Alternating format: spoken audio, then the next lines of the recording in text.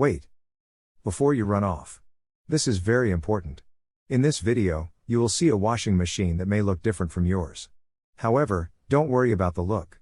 What to look for is if you have 6 cycle lights in a row under the control knob, like this. If you do, then this repair guide will work for you. My name's George and I have repaired over 10,000 washing machines, dryers, and stoves and have 10+ years experience running an appliance repair business. The tips, tricks and insights I'm about to share with you, you won't find anywhere else on the internet. In this video we will be discussing the most sold top-load washer in the world, which is sold at Lowe's, Home Depot and other local stores. Let's get straight into it. Make sure to hit the like and subscribe button. Vertical modular washers, VMWs, are the cheapest and most sold washers worldwide. They are manufactured by Whirlpool and packaged with different brand names such as Maytag, Roper, Kenmore, Amana, Crosley and many more. VMWs have a secret diagnostic mode that can tell you what's wrong with them.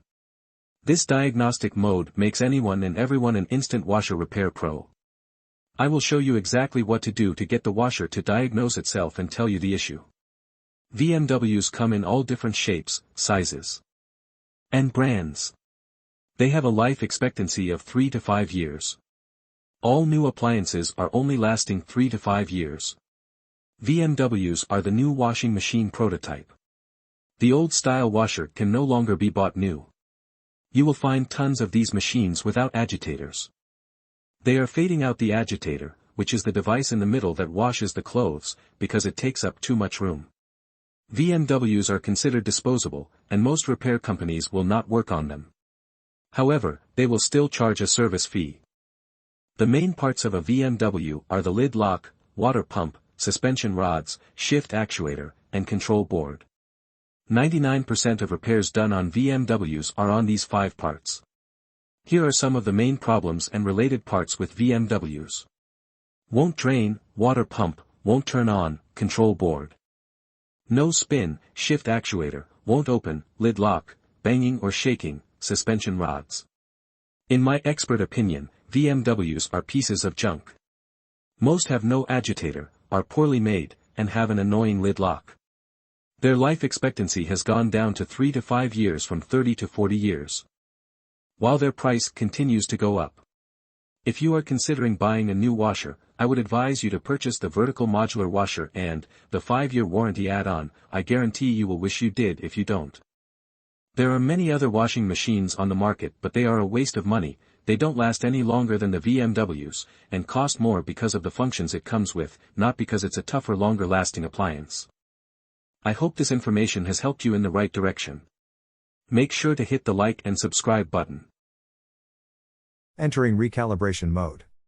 With the washer shut off and the basket empty, no water or clothes inside, and with the lid shut, enter the recalibration cycle.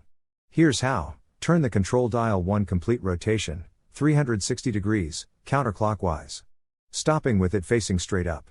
Quickly, within about 6 seconds, turn the control dial 3 clicks clockwise, 1 click back, and 1 click more clockwise. All the green status lights blink when you successfully activate the diagnostic mode.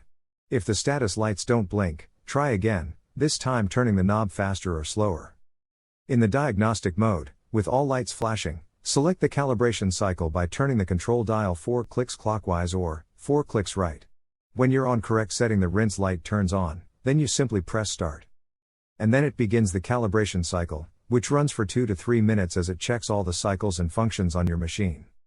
When the calibration cycle ends, if all goes well, the lid unlocks and the washer shuts off.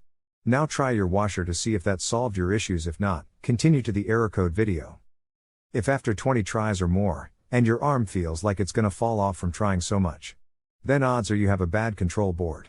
If your washer starts the recalibration but doesn't finish it, you need to pull the error codes and find out why. More. No water or clothes inside, and with the lid shut, enter the recalibration cycle.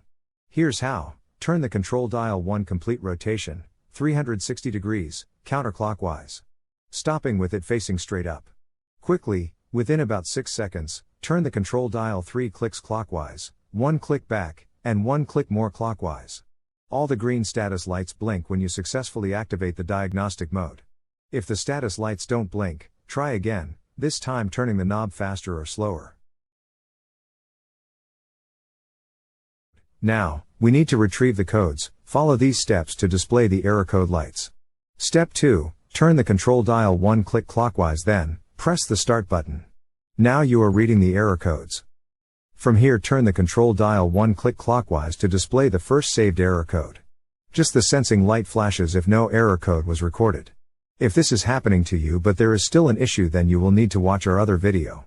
The control displays up to 4 error codes. Step 3, read the error codes. Error codes for the VMW washers have 2 parts. The first is the letter F, followed by a number, and the second is the letter E, followed by a number as well. Which lights are illuminated indicate the numbers. The sensing light on indicates the letter F. The sensing light off indicates E. The wash light equals 8. Rinse equals 4. Spin equals 2.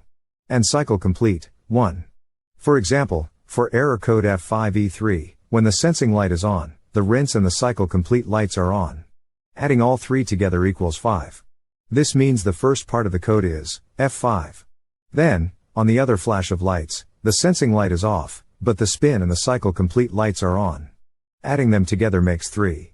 The second part of the code would be E3. That's one code. The same error code flashes repeatedly, until you turn the dial one click clockwise, to show the next error code. Turn the dial again and see if you have any other codes. If there is no more codes, then you're done. To exit diagnostic mode, turn the washer off. Now, you have your error code. Use these images in this video to look up your error codes. Look in your washer repair manual, or just Google top load washer error code and enter the code, and it should come up no problem. Now you know the problem and what's causing your washer to not work. Now it's time to find the parts needed fast and cheap. Watch our next video for the quick tutorial on how to do this.